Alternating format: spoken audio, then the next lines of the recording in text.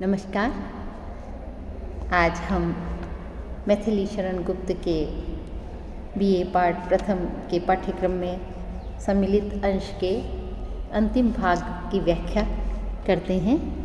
तो चित्रकूट में राजसभा के छठे भाग में हम देखते हैं कि इससे पूर्व के वीडियो में हमने देखा कि भरत सब कुछ कहकर हार गए, किंतु फिर भी राम किसी प्रकार से अपने वचन से डिगे नहीं और वे यही कहते रहे कि मैं अपने वचन को निभाऊंगा। भरत ये सोचने लगे कि कहीं मैं राम की बातों में, बड़े भाई की बातों में आकर ठगा नहीं जाऊं, और यह सोचकर चुप हो गए। और ऐसे में पूरी सभा में सन्नाटा छा गया। स्वयं काल भी एक बार पल के लिए ठहर गया। और तत्पश्चात आज के इस प्रसंग में भरत कहते हैं कि हे देव, विफल हो बार बार भी मन की। मेरे मन में जो आपको अयोध्या ले जाने का एक प्रस्ताव और एक विचार है, वो बार बार विफल हो रहा है। आप किसी भी प्रकार से मेरी बात पर सहमत नहीं हो रहे हो। और मेरी ही नहीं, इस सभा में जितने भी सब बैठे हुए हैं, सभी की आशा इस पर अटकी है कि आप पुनः अयोध्या चले, किंतु आप नहीं मानते। तो मैं यह प्रस्ताव एक और भेजता हूँ कि जब तक पितृ आज्ञा आर्य यहाँ पर पाले, जब तक पिता की आज्ञा आप यहाँ पर पाल रहे हैं, तब तक भाभी, आर्य अर्थात भाभी ही यहाँ से हमारे साथ चली जाए, हमारे साथ चले। मैं हमारे साथ चले। तब यह सुनकर राम बड़े प्रसन्न हुए। अरे भाई, अच्छा प्रस्ताव, और क्या इससे अच्छा और क्या हो सकता है। एक प्रकार से हास्य का संचार। राम प्रसन्न हुए जैसे ही सुना कि आप तो आज्ञा पाल रहे हैं, लेकिन भाभी को, सीता माता को तो कम से कम आप भेज दें और ये आपका राज्य वहाँ संभाल लेगी। तो इसको देखते ही एक पल के लिए राम अत्यंत प्रसन्न हुए। इससे अच्छा और हो भी क्या सकता है। इनको, हमको, तुमको संतोष, सभी को, जिससे तुम्हें और हमें सबको इससे संतोष हो जाएगा। आप तो ले जाओ, है ना। जिस प्रकार से हम देखते हैं, राम मानो इस वन के अंदर सीता की रक्षा करने के लिए या अन्य उसको परेशान होते हुए देखकर कई बार दुखी होते थे। अतः कहते हैं कि नहीं, इन्हें आप ले जाओ। तब उसी क्षण मैथिली कहती है, आप लोगों को तो इसमें संतोष है, पर मुझको भी तो हो तब ना, मुझे भी तो संतोष होना चाहिए। कुछ हुई कुटिल सी सरल भ्रुकुटिया बोली। उनके चेहरे का भाव एकदम बदल गया, क्योंकि आप दोनों भाइयों के बीच में मैं कहाँ से आ गई, मैं बीच के अंदर यहाँ कहाँ से आई, और आपको न जाने क्यों मेरे ऊपर ले जाने की बात आ गई। तो कहा कुटिल हो गई उनकी भ्रुकुटिया, थोड़ा सा चेहरे का भाव बदल गया।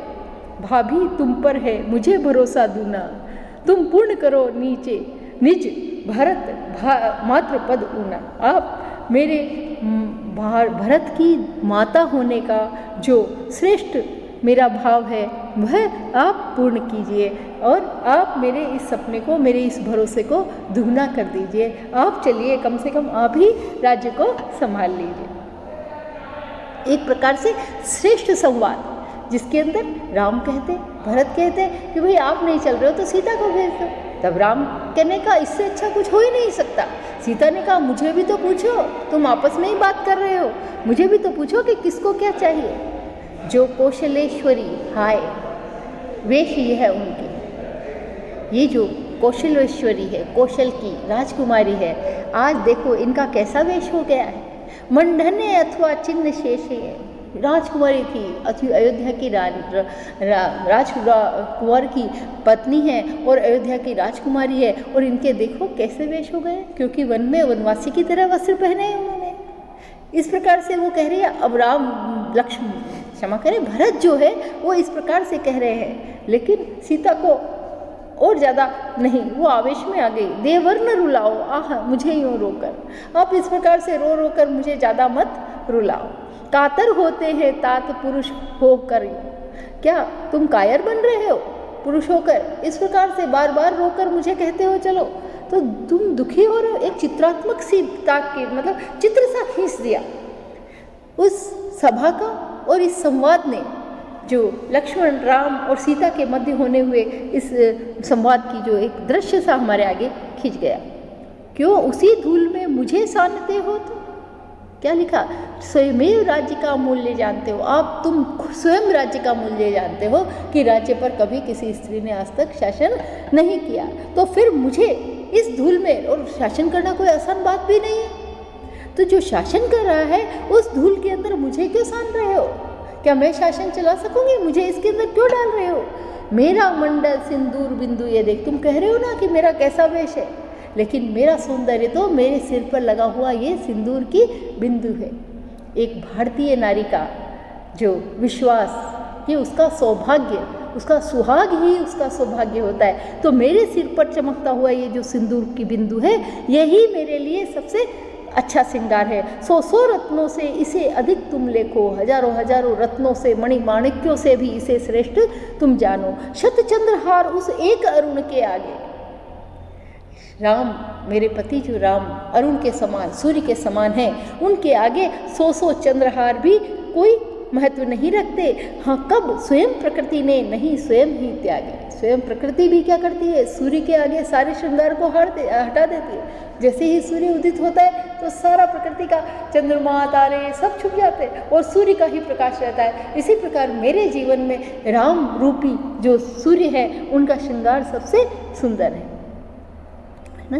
तो यहाँ पर रूपक अलंकार, और रूपक अलंकार के राम रूपी सूर्य जो है वो मेरे सबसे श्रेष्ठ श्रृंगार है। और 100 चंद्रहार के आगे एक भारतीय स्त्री का सुंदर स्वरूप जो है सीता के चरित्र के अंदर व्यक्त किया है कवि ने यहाँ।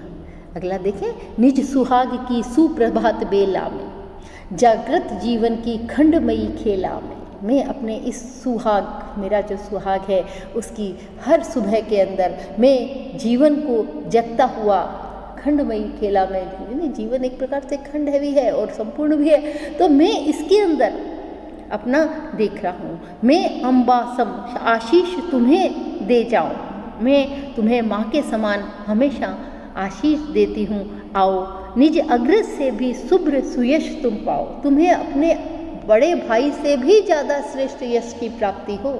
ये वरदान दिया सीता ने कि तुम माँ के समान होने के कारण, है ना, मैं तुम्हें यह आज्ञा, यह आशीर्वाद देती हूँ कि राम से भी अधिक सुयश तुम्हें मिले। और यह सही भी है। भरत को राम से भी अधिक श्रेष्ठ उनका त्याग, उनकी आज्ञाकारिता, उनका श्रेष्ठ सुचरित्र, इन सब उनके लिए श्रेष्ठ था। मैं अनुग्रहित हूँ, अधिक कहूँ क्या देवी। मैं आपके प्रति पूरी तरह से अनुग्रहित हूँ, आपके हर कथन के पीछे आज्ञा मानने वाला हूँ। अतः और मैं आपको क्या कहूँ, निज जन्म जन्म में रहूँ सदा पद सेवी, जन्मों जन्मों तक मैं आपके चरणों की सेवा करता रहूँ। हे यशस्विनी, तुम मुझे मान्य हो यश से, पर लगे न मेरे वचन तुम्हें कर्कश से। मैं मानता हूँ कि आप जो हो यश को प्राप्त करने वाली हो और हमेशा के लिए मेरे लिए यश के लिए श्रेष्ठ हो, लेकिन मैंने जो भी कहा वो आपको वाणी कर्कश न लगे।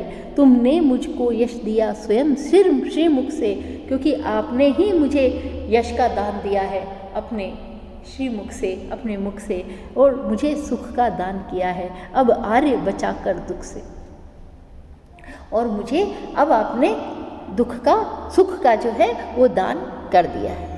हे राघवेंद्र, यह दास सदा अनुयायी। हे, यहाँ पुनः भरत कहते हैं, हे राघवेंद्र, यह दास आपका हमेशा अनुयायी रहेगा। क्या कुछ दिन तक भी राज्य भार है भाई। देखो, ये कथन राम का है।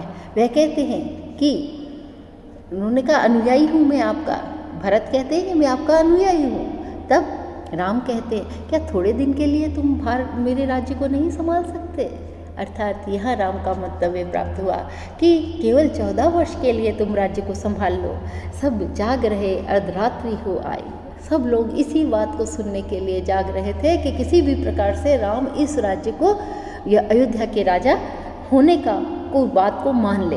तो आधी रात को यह बात उन्हें सुनी, हे देव भार के लिए नहीं रोता हूँ। तब लक्ष्मण कहते हैं कि हे देव, मैं इस भार के लिए नहीं रो रहा हूँ, इन चरणों पर ही मैं अधीर हो रहा हूँ। मैं तो सोचता हूँ कि आप ये वन के जो दुख है, जो पीड़ाएं हैं जंगल की, इनको आप किस प्रकार सहन करेंगे, यह सुनकर मैं अधीर हो रहा हूँ। प्रिय रहा तुम्हें यह दया धृष्ट लक्षण तो। यदि आपको ये जो लक्षण है मेरे दया, आपकी दया प्राप्त करने की जो धृष्टता मैंने की है, यदि आपको ये प्रिय रहा है, तो आपका जो राज्य है उसकी रक्षा तो आपकी चरण पादुकाएं ही कर लेंगी। आप चरण पादुकाओं को दे दो, वे ही राज्य की रक्षा कर लेंगी। तो जैसी आज्ञा आर्य सुखी हो वन में, कहते हैं आपकी जैसी आज्ञा हो, आप वन में ही किसी प्रकार से सुखी रहें। जूझेगा दुख से दास उदास भवन में, मैं भवन के अंदर राजभवन में रहकर उदास, हर दुख से, राज्य को संभालने के हर संकट से जूझता रहूँगा। बस मिले पादुका मुझे, उन्हें ले जाऊँ। आप अपनी पादुकाएं मुझे दे दो तो मैं इन पादुकाओं को ले जाऊँ और वहाँ रहने, आपकी पादुकाएं के नाम से जो है वो राज्य सिंहासन पर विराजमान होगी और मैं व्यवस्था देख लूँगा। बस उनके बल पर अधिक पार में पाऊँ, बस मैं इन चरण पादुकाओं की शक्ति पर जो ये अवधि है उसको पार कर लूँ। रे भाई तूने रुला दिया मुझको भी। पुनः राम कहते हैं कि तेरी इस बात ने पुनः मुझे रुला दिया। कितना त्याग अपने भाई के प्रति, कि राज्य भी ऐसे 14 वर्ष के लिए नहीं लूँगा, राजा उस पर तो आपकी चरण पादुका ही रहेगी, जो सिंहासन है उस पर आपकी चरण पादुकाएं रहेगी और ये ही राज करेगी। मैं तो इनके बल पर राज्य करूँगा, इनके बल पर व्यवस्था। शंका थी तुझसे यही अपूर्व अलोभी, मुझे यही तुझसे शंका थी कि तू ऐसा ही कुछ करेगा, कुछ भी नहीं करेगा। हाँ, था यही अभिप्सित तुझे अरे अनुरागी, क्या तुझे यही प्रिय था हे प्रेम करने वाले लक्ष्मण भरत, हे मेरे प्रिय भाई, तुझे क्या यही अभिप्सित था कि किसी भी प्रकार से तू स्वयं राज्य नहीं संभालेगा? यही तेरा श्रेय था। तेरी आज्ञा के आर्या के वचन सिद्ध है त्यागी। तेरी माँ के जो वचन हैं वह वास्तव में श्रेष्ठ हैं। तुम्हारी माँ ने ही कहा है, किसने? कैकेयी ने कहा ना, ये बहुत त्यागी है, इसीलिए तेरी माँ का जो वचन है वह ही वास्तव में सिद्ध वचन है, तू वास्तव में बहुत त्यागी है। तो इस प्रकार से यह जो प्रसंग चित्रकूट में राम सभा का समाप्त हुआ और इस पूरे प्रसंग में हमें भरत के चरित्र का जो सुंदर रूप दिखाई दिया, उसके अंदर उनका त्यागी, उनका अलोभी, उनका अनुरागी, उनका सेवाभावी और उनका वाक्चातुर्य भी दिखाई दिया। उन्होंने हर प्रकार से प्रयत्न किया कि राम वापस पुनः अयोध्या लौट चले और वे शासन संभाल लें, मैं यहाँ उनके स्थान पर जंगल में रह जाऊँगा। किंतु राम वचन के पक्के थे, वो रघुकुल के थे और उन्होंने उस वचन का पूरा करना, अपने पिता की आज्ञा को पूरा करना, उस वचन को पूर्ण करना उन्होंने अपना पूरा कर्तव्य समझा। वो कह रहे ना कि प्रेम और कर्तव्य ये दो रास्ते हैं, लेकिन मुझे कर्तव्य अधिक प्रिय है, तो मैं यही पूरी तरह से निभाऊंगा। तो यहाँ पर हमने भरत का सुंदर चरित्र देखा, साथ ही राम और भरत का प्रेम स्नेह देखा। थोड़ा सा जो सीता का प्रसंग आया, सीता माता का प्रसंग आया, वह भी बहुत ही सुंदर प्रसंग था, जिसने इस प्रसंग को और ज़्यादा सौंदर्यमंडित कर दिया और वे बहुत भारतीय नारी के समान एक परिचय देती है हमारी अस्मिता का, हमारी संस्कृति का, कि किस प्रकार से भारतीय नारी हर संकट में अपने पति का साथ नहीं छोड़ती और उनके लिए तो सिर पर जो बिंदी सजी हुई है सिंदूर की, वही सबसे अच्छा श्रृंगार है। तो कैकेयी का चरित्र हमने पूर्व के पदों में देखा, राम और भरत के श्रेष्ठ चरित्र को इसके अंदर देखा। और भाषा के संबंध में यदि हम कहें, अभिधेय शक्ति, अभिधा शक्ति है, अतिरिक्त रूप से कहीं अलंकारों की भरमार नहीं है, स्वाभाविक रूप से कुछ रूपक और उत्प्रेक्षा और उपमा अलंकार आदि इसके अंतर्गत आए हैं, वे ही इसमें समाहित हुए हैं। शुद्ध खड़ी भाषा, खड़ी बोली हिंदी के इस सुंदर प्रसंग के अंदर साकेत का एक परिचय मिलता है साकेत एक प्रकार से आधुनिक राम कथा है, जिसे हम रामायण महाभारत उसी क्रम के अंदर देखते हैं, लेकिन आधुनिक काल में कवि ने सुंदर राम कथा को इसके अंतर्गत लिया है।